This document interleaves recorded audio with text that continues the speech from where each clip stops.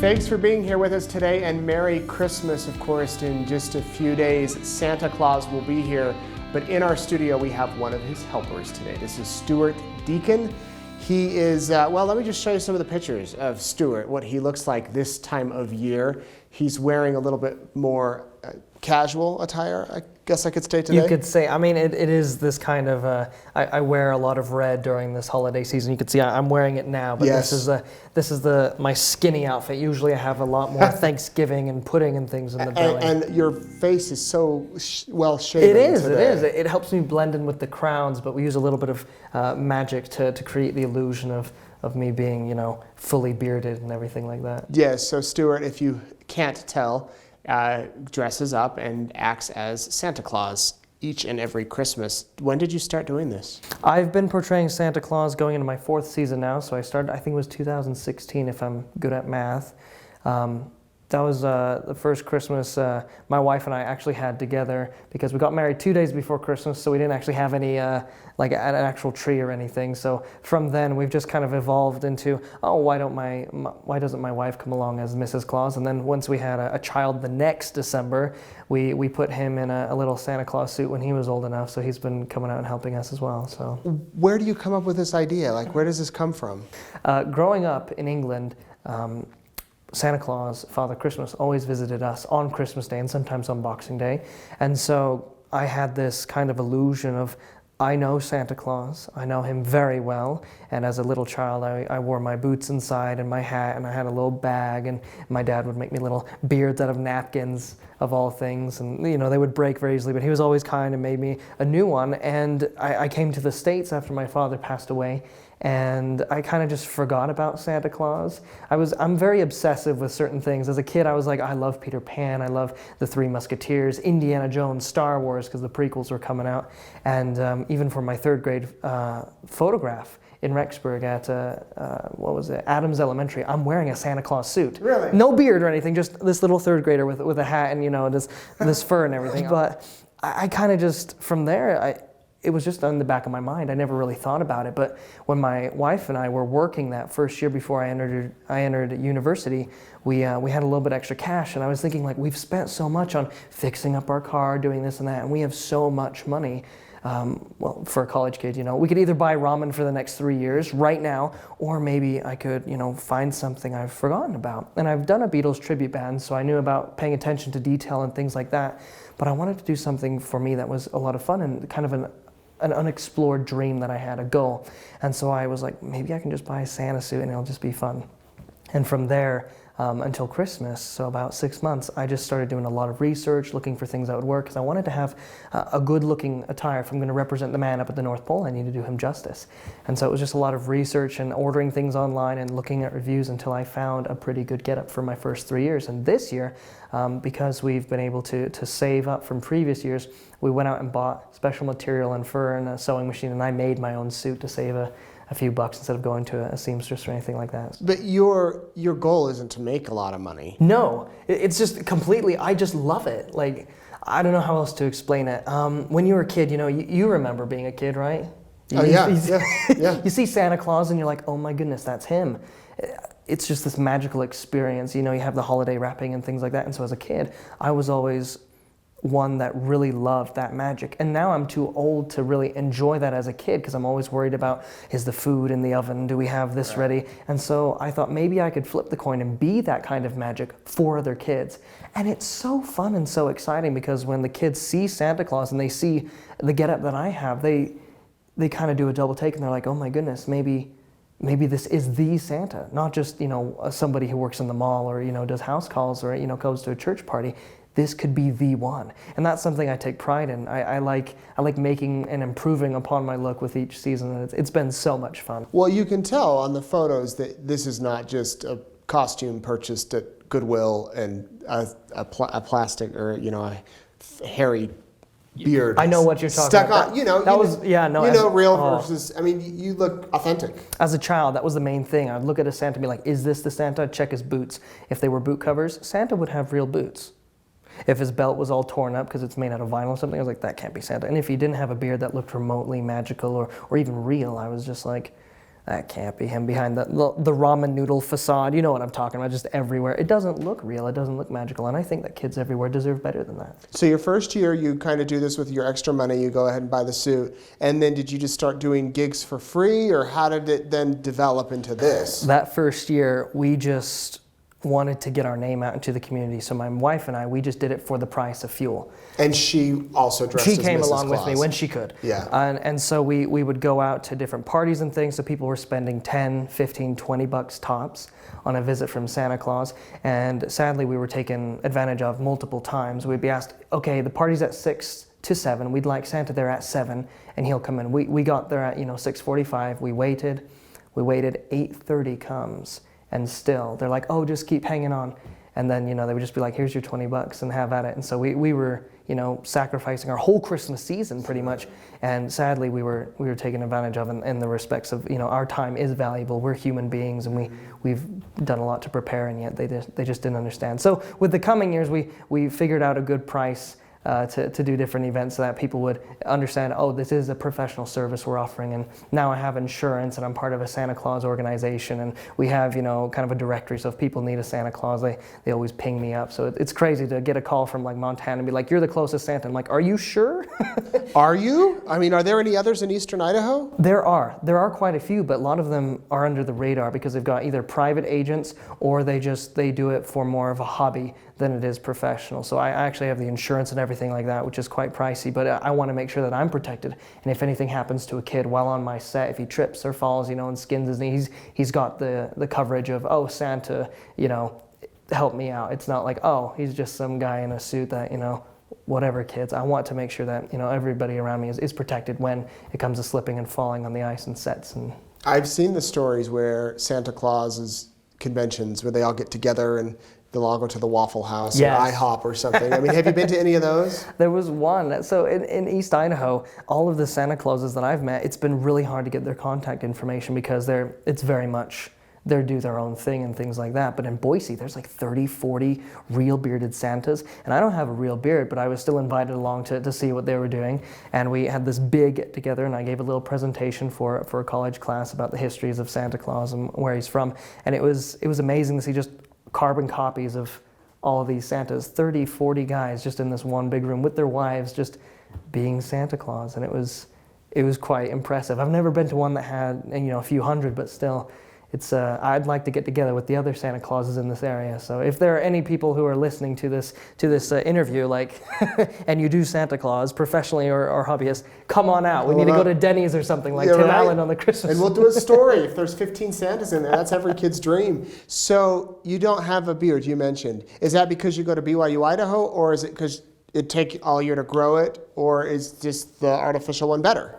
All of it is, those are all really good questions, and I haven't had the experience to have time to grow out a good beard. The longest we have is like the 7-week break, but I work at BYU, so even when I'm off track, I still have to shave very close.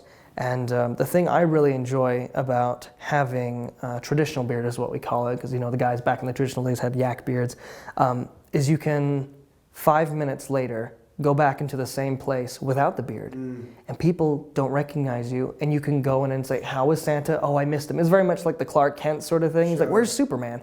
And just being that, I'm able to go and be myself when I'm around town and things. I don't have to be like, oh, I have a white beard. People are always like, oh, you must be Santa. Yeah. A lot of people will argue, well, if you have a real beard, you're Santa all year round. But my response to that is, I don't need a beard to remind me to be a good person. I just need to try and be a good person no matter what I look like. I see. That does make sense, and you can go in and get feedback about how you did. And also you can go to, you don't have to worry about running into another Santa Claus. Right. So if there's two, they're like, all the kids are, oh my goodness, which one's the real one? It's like, no, this guy's just in plain dress clothes. This guy's in the red suit, but still, I don't want to create friction that way. So incognito. How busy are you in November and December? This was my first year ever having a gig outside of December. And my first gig was on November 2nd. And then I had a photo shoot, I think 2 weeks later. And then that week before Thanksgiving, I was booked every single night by the city of Rexburg. I was there at the Tabernacle for 2 hours a night, and it was crazy. I absolutely loved it. Some nights were slow, some nights were fast, but there was always something to do. And then I took a week off for Thanksgiving, went to California, and was Santa for my family, my English side of the family, for the first time ever. Oh, how was that? They absolutely were blown away because this was my dad's mom. So she had come over from England to be with her great-grandchildren, and we swung by because we were invited, and they were just stunned when I came out as Santa Claus because they never did it professionally. They just, throw on the beard and whoever's Santa Claus. Even my gran has been Santa Claus for a few church events. And they just sat there, and I was like, I did my spiel. I was like, you guys want to like talk and sing a carol? And they're just like, just like, wow, this is crazy. Because they're like, how does this guy, with no facial hair come out? And he's completely dressed to the nines. How long does it take you to get in full outfit? I got it down to a half hour now. 30 minutes? Yes.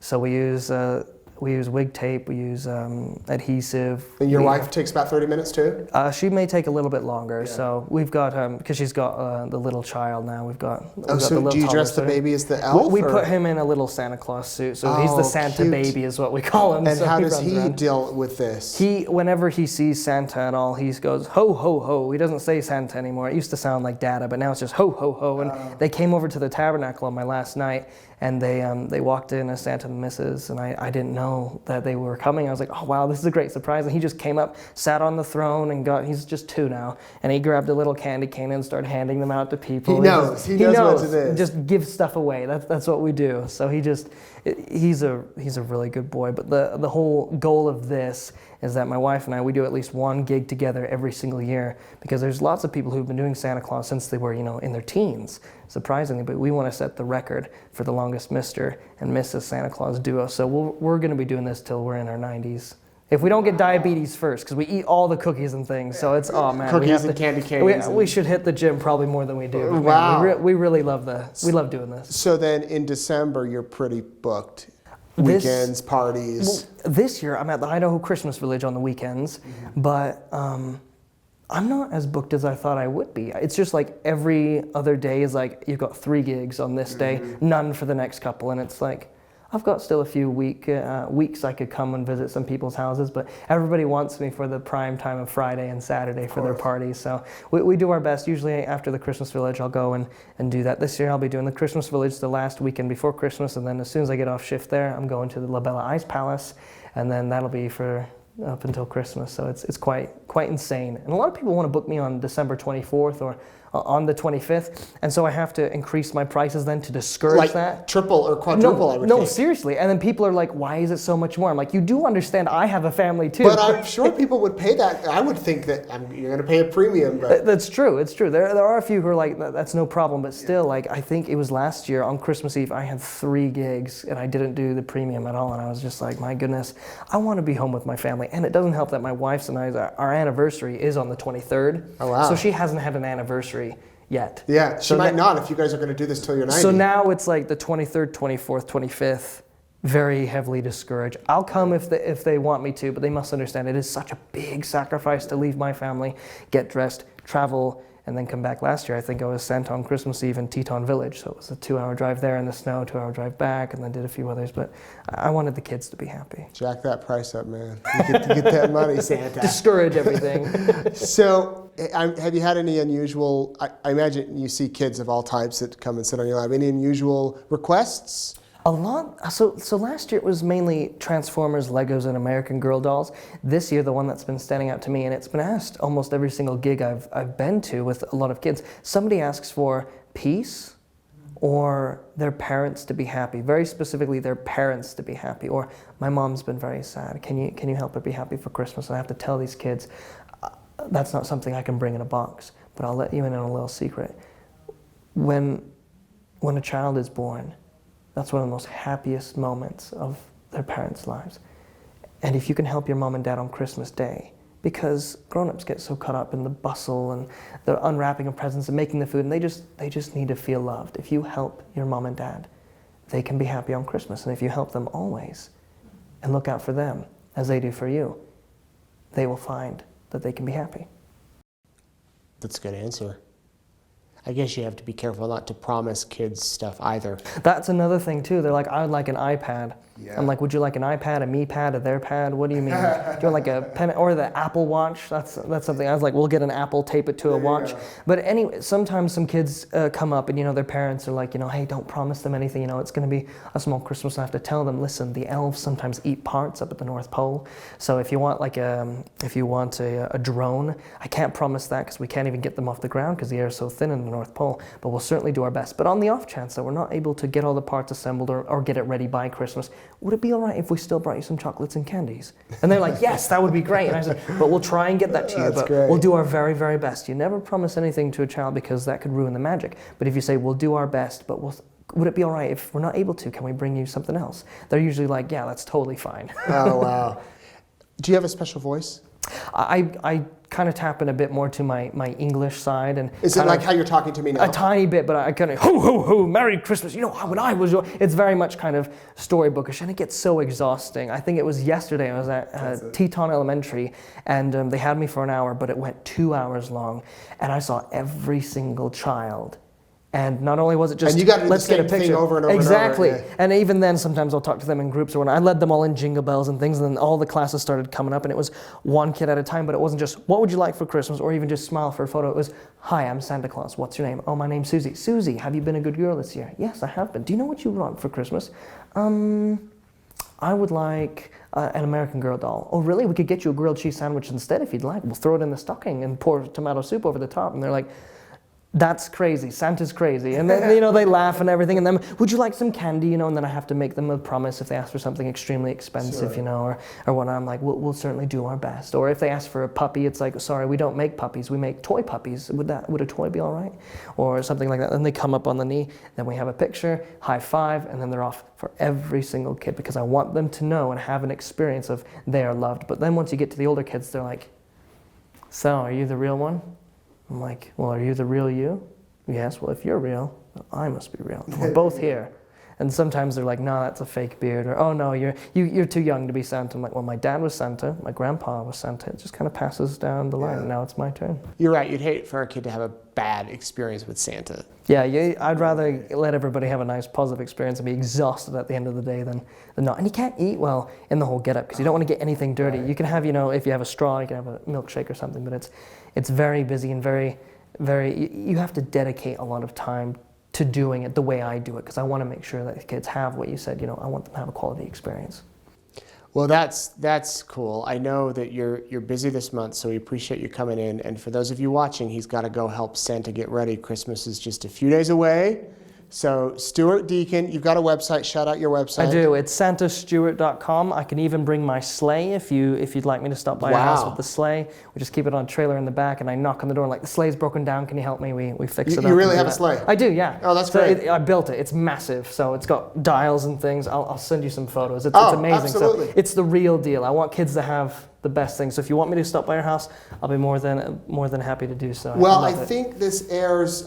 I'm thinking the day this airs, it's like the 21st. So if you're watching now, then there's going to be maybe a lot too of late. people Maybe saying, too late. I want to get him. So you might be out of luck, but keep him in mind for next year. Start booking him on Halloween. Next year. Where are you going? I'm graduating in July. You're leaving town? Yes. Sorry. So I'll be gone in Texas. So if anybody in Texas is watching, you're going to continue this wherever you live? Obviously. Of course, yes. But it's just, will there be snow? No. Yeah. Not for a few years. Maybe get the the sleeveless Santa in an old-fashioned bathing suit. There you go. Or we'll carry a snow machine, confetti and all that all around. But no. Well, I'll tell you, it's cool to see someone who's so passionate about something living their passion, and you can tell just talking with you that you love this and that it makes you happy and brings you joy, and that's the best thing you could hope for. And hopefully this Christmas we can all have a little bit of that true joy without a suit and a beard, unless that's your thing. Do you know what you want for Christmas? I want a good nap. Lots of adults ask for that. Yes, I'm sure that's a common thing. You have kids, don't you? I do. I have 3 kids. Okay, so maybe we'll make sure that they go and take a nap, and then you can nip off and get some kip. I would love that. I'll do that. Thanks, Stuart. Thanks, Santa. Thank you for watching. Have a very Merry Christmas and a great week.